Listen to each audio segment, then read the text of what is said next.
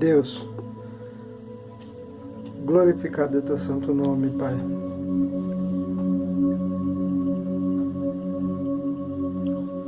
Eu saúdo todos os que acessaram esse vídeo com a paz do nosso Senhor Jesus Cristo.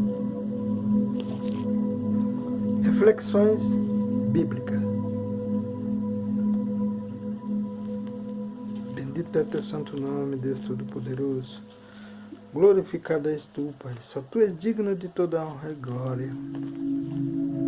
Jó justifica a Deus e pede alívio para a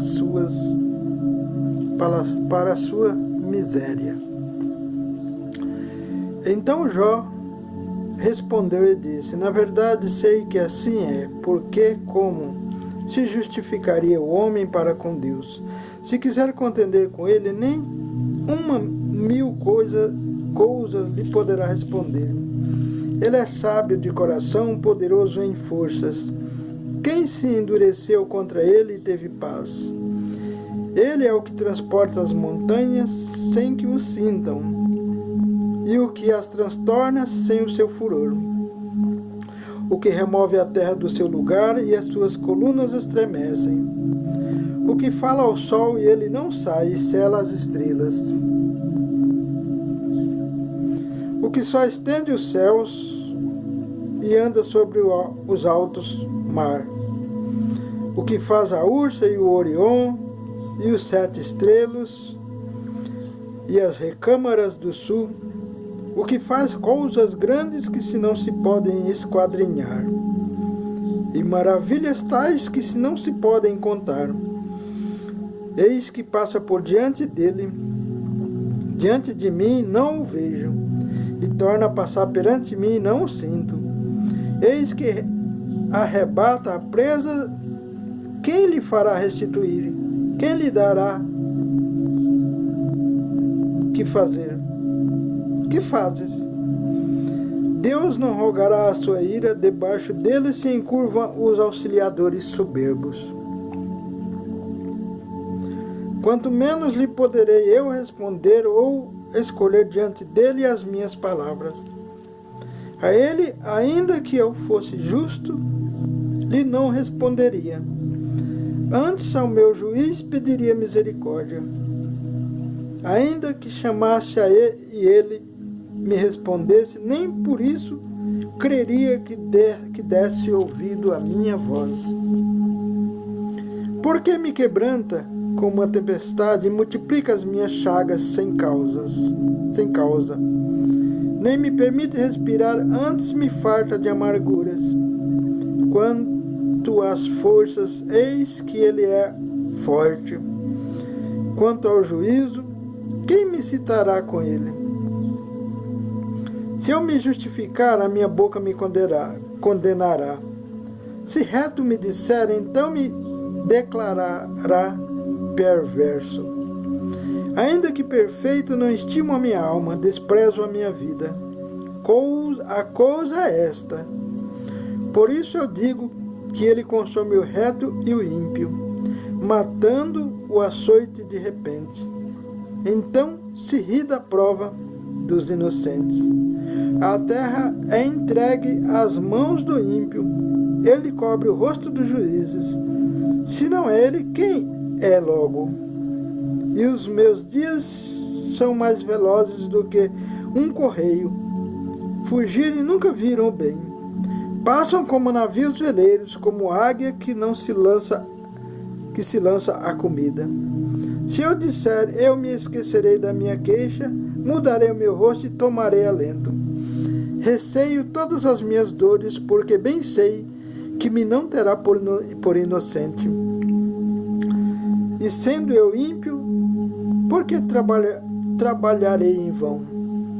Ainda que me lave com água de neve, purifique as minhas mãos com sabão, mesmo assim me submergirá dos que me abominarão, porque ele não é homem como eu, a quem eu responda vindo juntamente a juízo.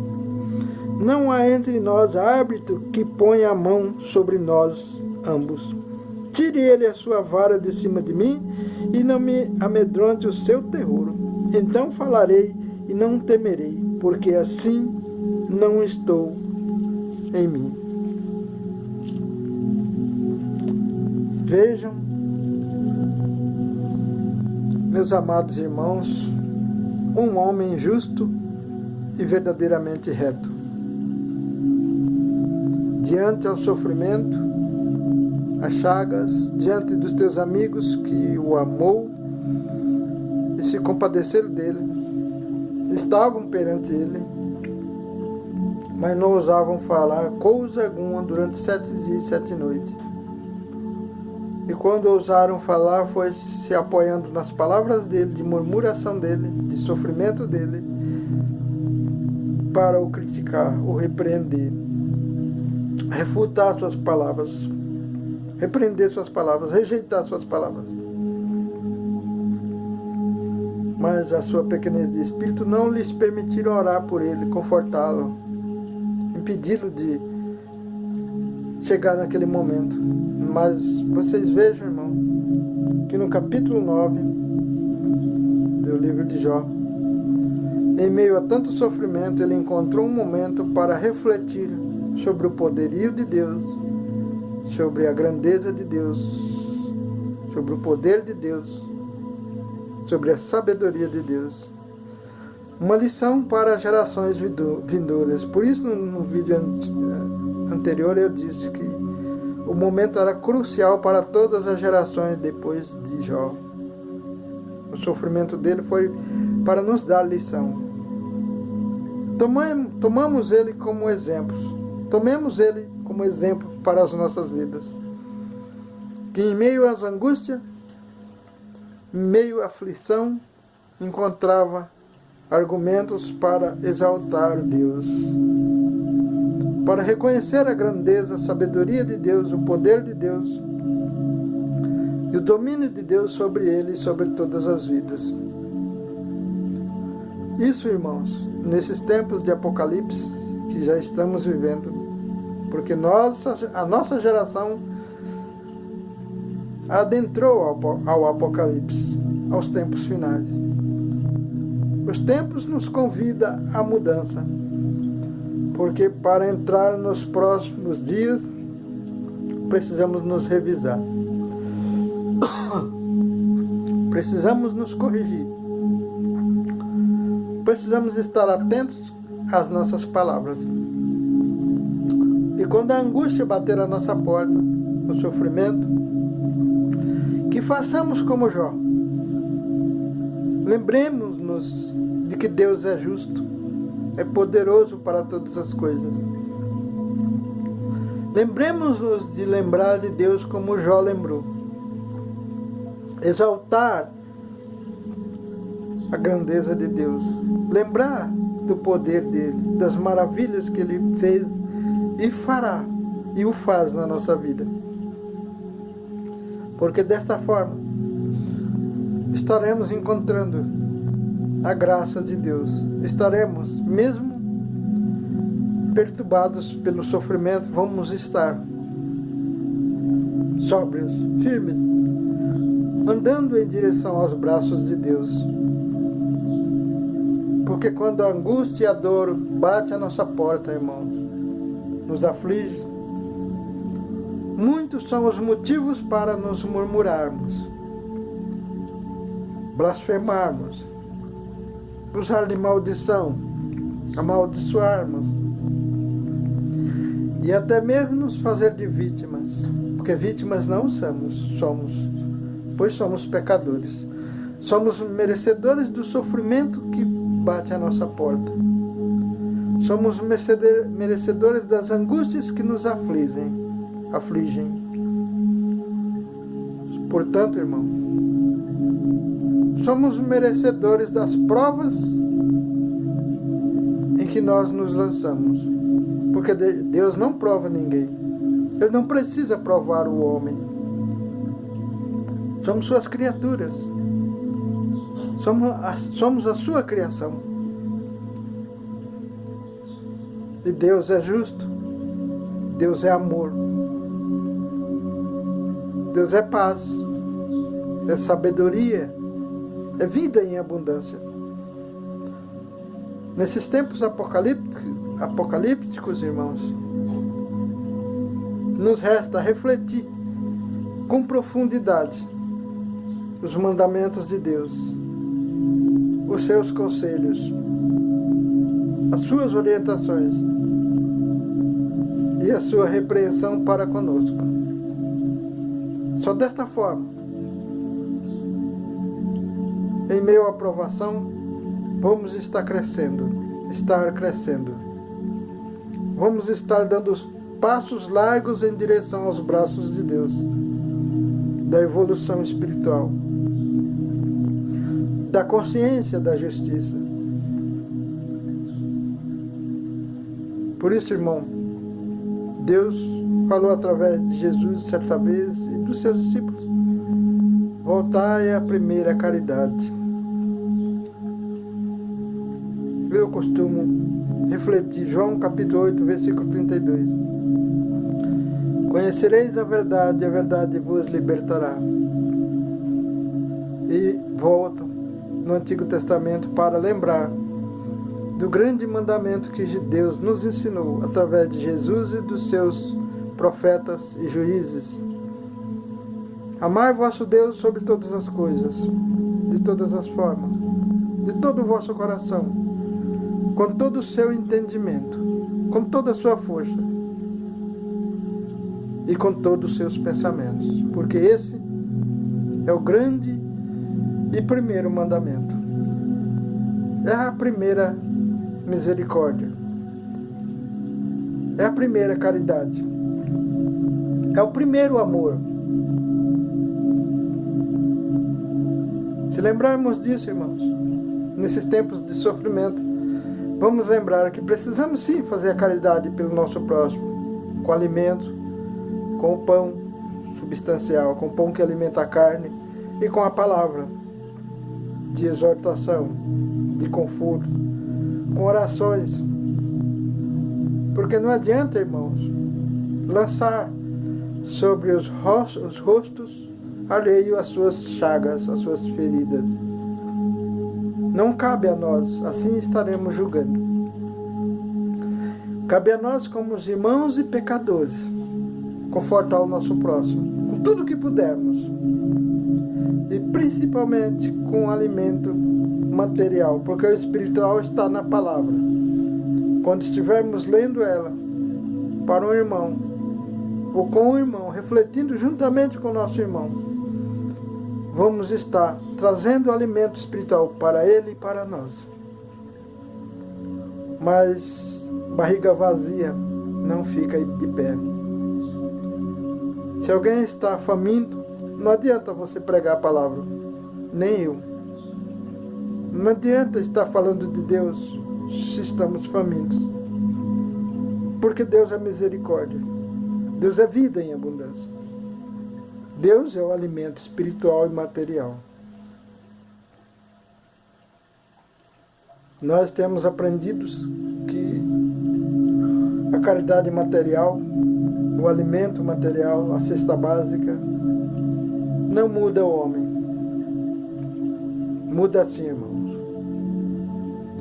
Quando você está em meia angústia, desprezado pelos amigos, desprezado pela sociedade, pelos governos, pelas leis humanas, e se levanta um irmãozinho caridoso e alimenta aquela alma aflita, por momento ela vai só se fartar.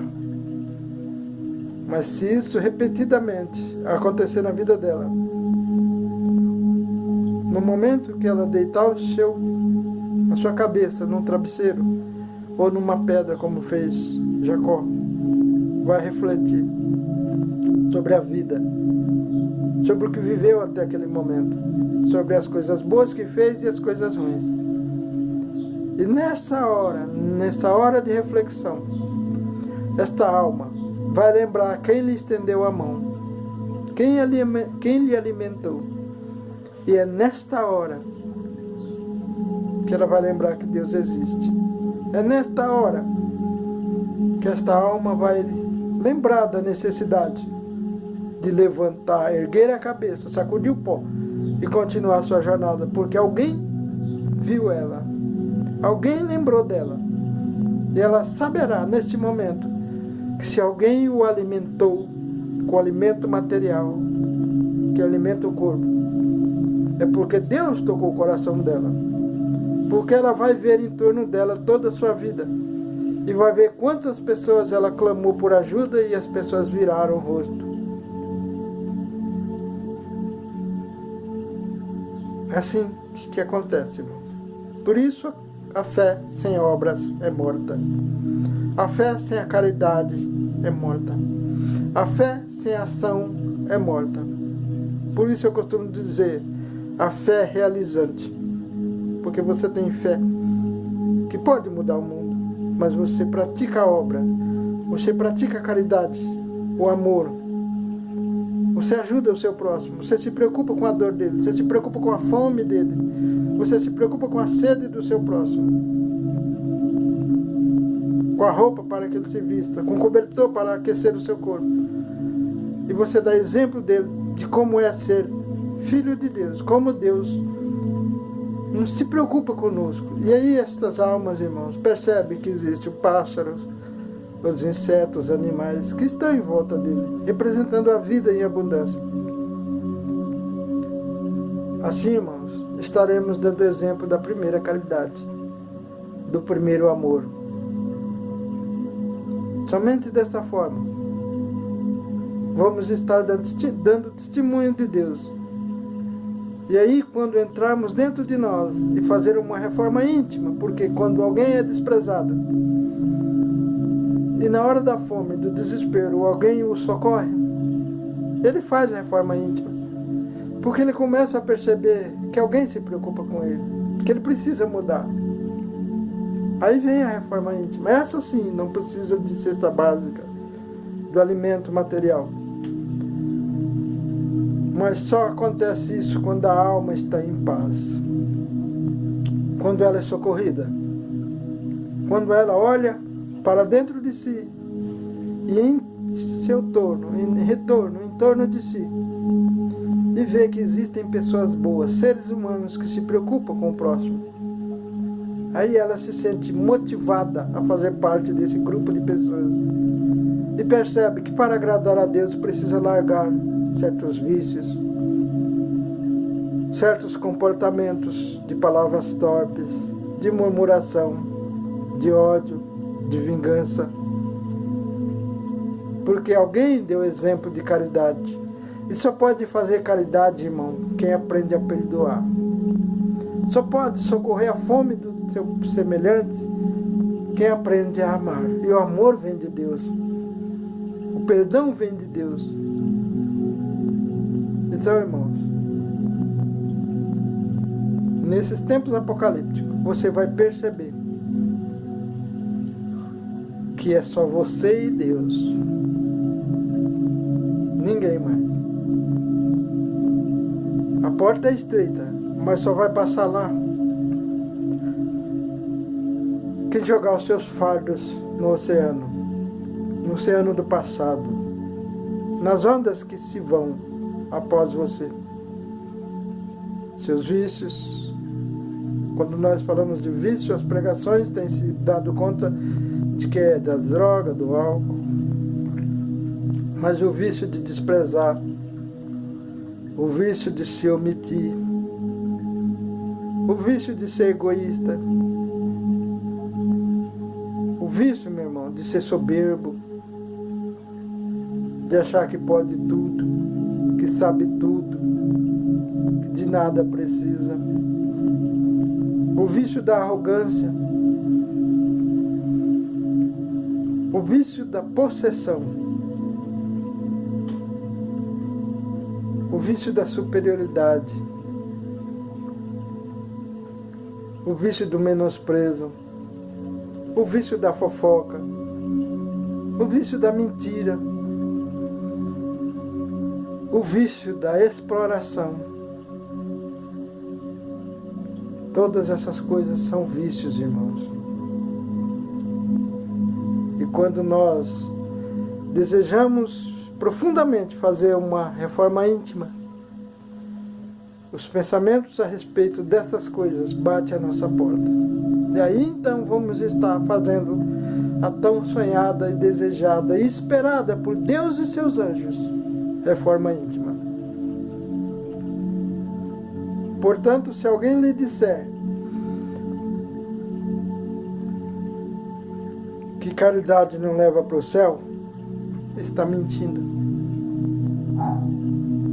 Porque a maior caridade foi Deus permitir que seu filho saísse do seu aconchego, do lado de Deus, do seu trono, e viesse sofrer conosco, ser acusado, humilhado, cuspido, rejeitado, por amor. Por isso, meus irmãos, se alguém lhe diz que é seu pastor, é seu irmão, e porque você não vai na igreja e não doa o dízimo, não devolve o dízimo, te rejeita, te exclui dos grupos de WhatsApp, dos grupos da igreja, esse alguém não te ama.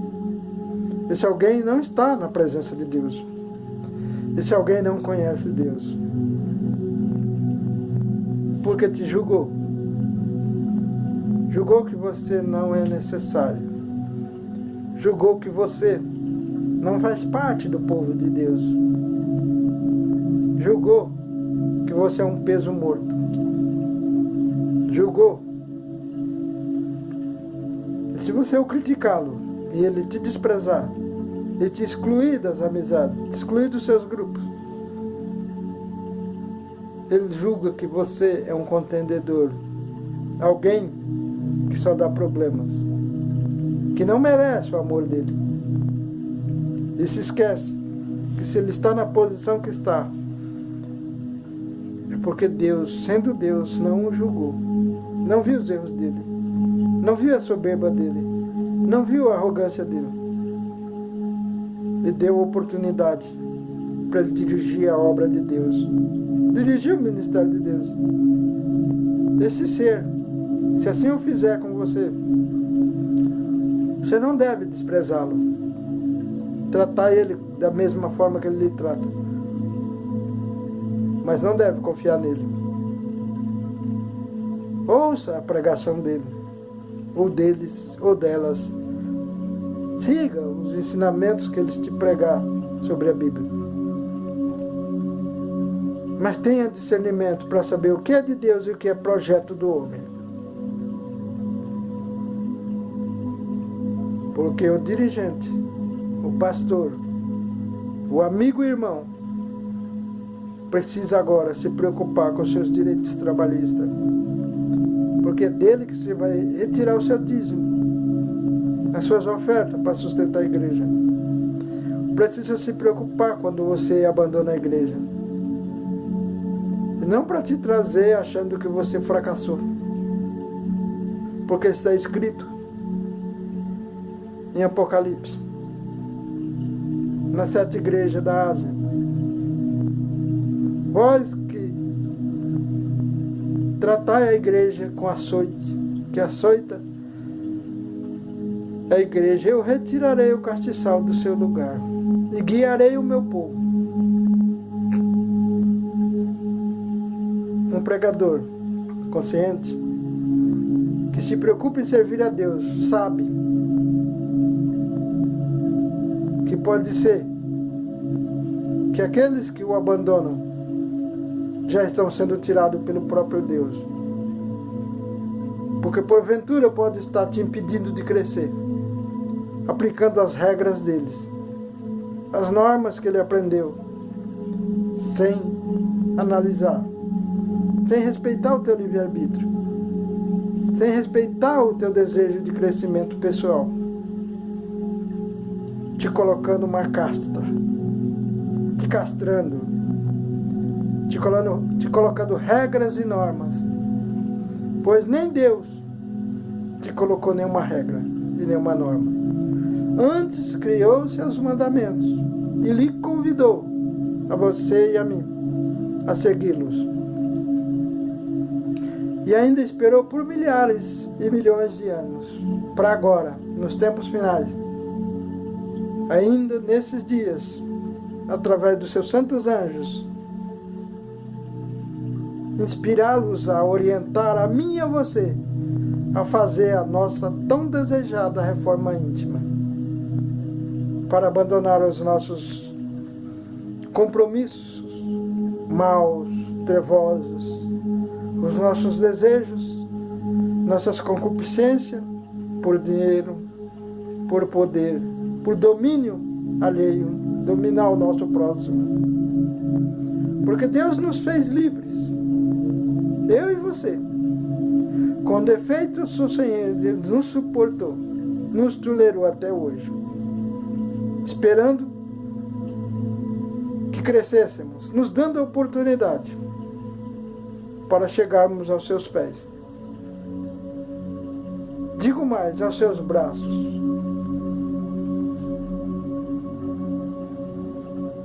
É assim que Deus quer eu e você, livres como pássaros, para voar além da nossa imaginação, para usar a nossa criatividade para tudo o que desejarmos e sonharmos, mas tão somente respeitarmos os seus mandamentos, que são mandamentos com o propósito de nos proteger das trevas, porque Deus é perfeito e fora dele só há imperfeição, e quando nós erramos, buscamos um mundo de imperfeição, de ilusões. Esse é o desejo de Deus para você e para mim e para você.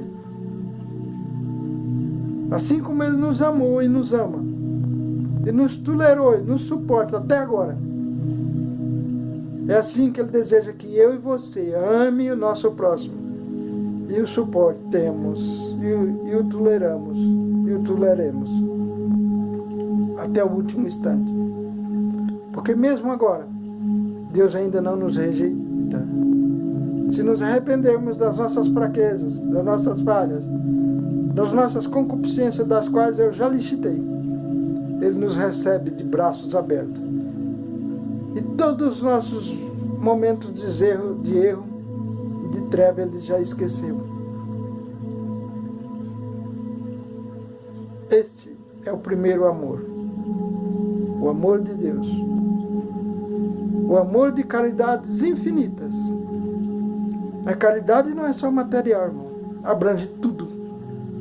Que é preocupar, suportar, amar. Ser solidário, dividir o que temos com o nosso próximo. Não é pegar as nossas conquistas e sair dando para os outros sem medida, não. É observar quem precisa de nós e socorrermos. E também não é esperar que Ele bata a nossa porta. É se percebermos que alguém precisa, mas não vem até nós irmos até Ele e o socorrermos. Mas ao longo da nossa existência nunca fizemos isso. Necessário se faz que observamos essas coisas para passar na porta estreita. Porque é a escolha de cada um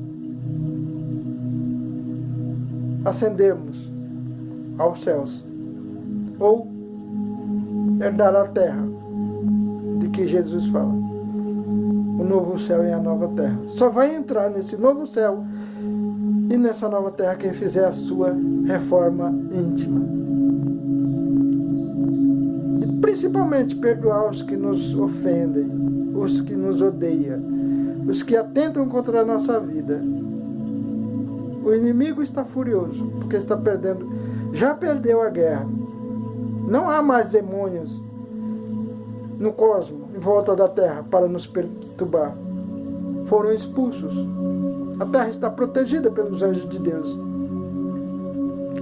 Os que habitam são os próprios seres humanos, repletos de falhas, ódio, orgulho, soberba, prepotência, arrogância, vingança, desejo de poder. Esses só estão na terra porque ainda a misericórdia de Deus lhes permite oportunidade para se arrependerem. porque quando eles perderem o sopro de vida, não voltarão para a terra, porque não herdarão a terra. Palavra que nunca foi refletida, porque os pregadores não evoluíram o suficiente para entender o que significa herdar a terra. E nem ascenderão ao céu, porque no céu não aceita soberbo. São anjos, seres divinos que amam sem medida e estão dispostos a doar a sua vida em prol daqueles que pecam. Então esses estarão sintonizados com os seus iguais, com os soberbos, com os arrogantes e com os prepotentes. Estes andarão e viverão, porque Deus é misericordioso, entre os soberbos e os maus, da qual nós chamamos o inferno. Esse é o inferno que falamos. O lagar de fogo eterno está debaixo dos nossos pés. É o núcleo da terra. Para lá vão os genocidas, os que provocaram guerras. Para lá vão os abortíferos, aqueles que abortaram, aqueles que mataram milhões e milhões de seres sem defesa no ventre da mãe. Para lá vão esses. Porque será necessário que queime todos os seus pecados, e mesmo para eles haverá misericórdia. Isso não lhe é ensinado, não é porque não está na Bíblia, está. É que os olhos espirituais dos homens soberbos não foi aberto para ver as revelações bíblicas. Mas eu estou citando. E se vos revelar, serei rejeitado. Mas já estou dando a dica de que está na Bíblia. Se você for ler a Bíblia e disser assim: Pai, Deus, me dê um espírito de humildade para que eu veja os meus erros e não os erros alheios.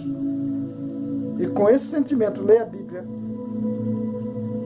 Você vai ler ela uma vez, duas, três. Na terceira vez que você lê toda a Bíblia, na segunda vez você já vai ver coisas. Na primeira vez, mas só vai ter discernimento da segunda vez que você lê toda ela. Estudar ela. Na terceira, teus olhos espirituais estarão amplamente abertos, a ponto de você ver todas as criações, todos os projetos de Deus para mim e para você. E aquelas revelações que nunca foram reveladas, como o lagar de fogo eterno. Para onde vão os genocidas e os suicidas? Para onde vão os impiedosos? Estamos acostumados a chamar o nosso irmão que rejeita o evangelho e não quer ir para a igreja de ímpio. Mas ímpio, irmão, é aquele que tem poder e conhecimento e age sem piedade para com seu próximo, mesmo conhecendo a verdade. Esse é o ímpio. Os outros são tolos. Os outros são os que rejeitam a palavra. As crianças na escada da evolução. Pecadores que não querem abandonar o pecado, o seu conforto. Ímpio sabe o que está fazendo.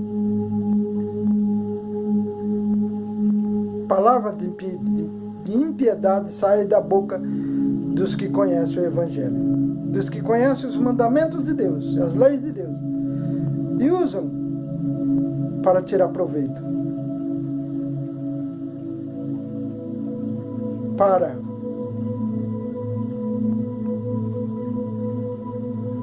se aproveitar dos que ainda não têm entendimento. Nos é pregado que todas as almas habitantes na terra tiveram todas as oportunidades, é verdade.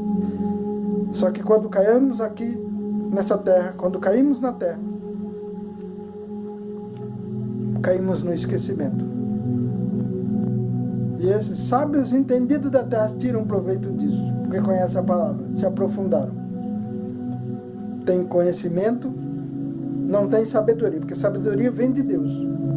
O sábio usa a palavra de Deus para resgatar almas, para amar o que o rejeita, para suportar o que se afasta dele e perdoar principalmente os seus familiares, porque os maiores inimigos de nós que está dentro da nossa família.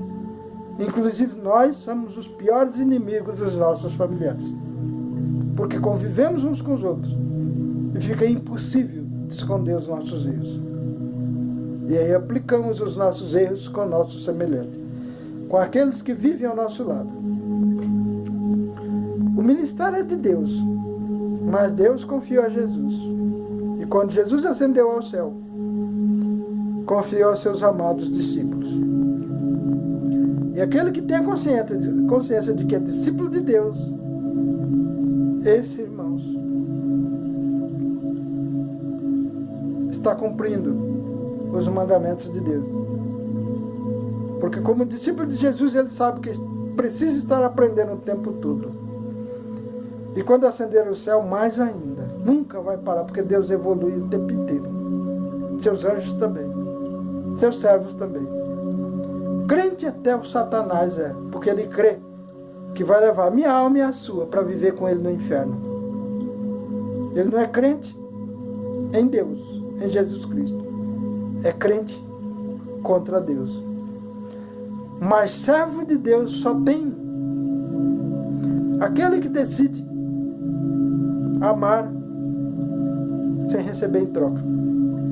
E principalmente amar aqueles que o rejeitam. Portanto, se alguém te exclui do seu convívio social, te rejeita, esse não serve a Deus. Pode até ser crente, pode até ser pastor, mas não te ama. E não tem parte com Jesus. Porque no dia que ele perder o sopro de vida, ele vai descobrir que não é Deus que vai julgá-lo, mas a própria consciência vai lhe mostrar, e lhes mostrar, que ele perdeu a oportunidade de amar aqueles os mais problemáticos que passou na sua vida. Que ele escolheu apenas os que o bajulavam, o que estava em volta dele. Aqueles que se agradava dele. Que coagunavam com seus pensamentos, seus projetos. Esse ele os abraçou. Por isso a palavra de Deus diz: se saudar unicamente vossos irmãos, que fazeis demais? Não faz assim os fariseus? Por isso saudamos todos com a paz do nosso Senhor Jesus Cristo. Ou seja, com a paz de Deus. Porque assim está escrito. Não importa se você sauda com a paz de Deus e ele te responde com bom dia. A saudação você fez. E se ele respondeu com amor, ele recebeu. Não importa se você saudar com a paz e ele te saudar com a paz. Ele não está rejeitando. Ou com amém. Tudo isso é a saudação. Lembre-se disso quando for fazer a tua reforma íntima. Porque eu e você só vamos passar para o novo céu e a nova terra se evoluirmos, se fizermos uma reforma íntima. Mas uma reforma profunda. Até de abandonar aquelas roupas velhas que temos lá guardadas e não doamos para quem precisa. Aqueles bens materiais que está guardado há muito tempo e nós não usamos. E tem muita gente precisando. E precisamos compartilhar. Tudo isso vai ser peso. Porque no céu só sobe os leves, os suaves. Não vai nenhum peso. O barco está navegando sobre o mar revolto. É preciso se desfazer do peso extra. E o peso extra não é só pecado, não. É principalmente o apego que nós temos pelos bens materiais, que também é pecado. Lembre-se disso, meu irmão. Pecar não é só se drogar, se prostituir, adulterar, odiar, ser vingativo, mentiroso. É também se apegar, principalmente ao poder. Se você deseja profundamente mudar alguém com o Evangelho, você vai se apegar a isso. E isso é pecado. Porque as almas são livres e têm livre-arbítrio para fazer suas escolhas. Cabe a mim e a você orientá-los de forma a deixá-los livres para fazer as escolhas. Usar palavras de sabedoria, palavras de prudência, palavras coesas, palavras sóbrias. Isso é ser sóbrio. Lembrar que aquela alma, seja ela evoluída ou não, estando no pecado ou não, não pertence nem a mim nem a você.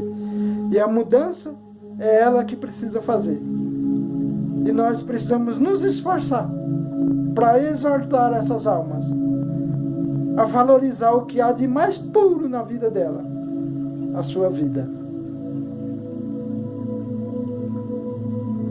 Somente desta forma, eu e você vamos estar na presença de Deus. Somente desta forma, irmãos, vamos agradar a Deus. Vamos ajudar os nossos irmãozinhos que ainda não despertaram para a necessidade de fazer uma reforma íntima, de crescer em espírito e verdade. Se você gostou do vídeo, se o achou relevante, considerou, se inscreva no canal, ative o sininho das notificações e dê o seu gostei. Isso ajudará com que o canal cresça, porque é a política da plataforma do YouTube. Fiquem na graça do nosso Senhor Jesus Cristo. E que o amor de Deus e as doces consolações do Espírito Santo e o amor infinito de Cristo e a sua misericórdia esteja na tua vida agora e para sempre. E viva Jesus em nossos corações, hoje e sempre. E oro pelo Brasil e pelo mundo, pelo universo, por todos os seres vivos do infinito, aonde quer que haja vida.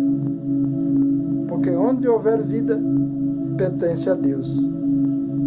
Que a graça do nosso Deus Todo-Poderoso e a paz do Espírito Santo permeie onde houver vida. Obrigado, meu Deus, por esta oportunidade.